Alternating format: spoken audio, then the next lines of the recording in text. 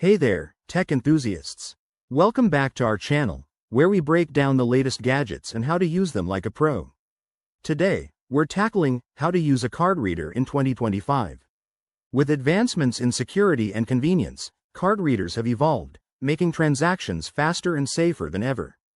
Whether you're using one for banking, access control, or even public transport, this guide will have you swiping like an expert in no time.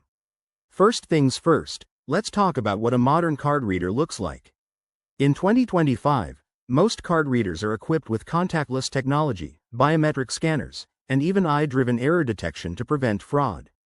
So, grab your card, could be a credit card, ID, or smart card, and let's dive in. Step 1. Prepare your card. Ensure it's clean and undamaged. If it's a chip-based card, make sure the chip is facing up. For contactless cards, just hold it ready. Next, locate the card reader. It's usually at a checkout, ATM, or entry gate. Look for indicators like lights or screens that show it's active. Step 2. Insert or tap your card. For traditional readers, gently insert the card into the slot with the chip facing the correct way. You'll hear a beep or see a light flash.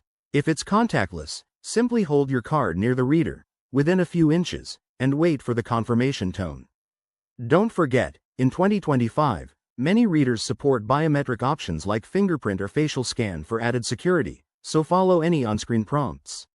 Step 3. Enter your PIN or authentication.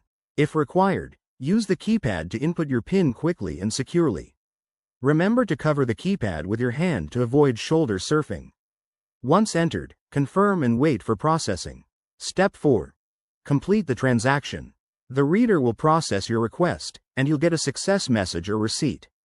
If there's an error, like an invalid card, double-check and try again.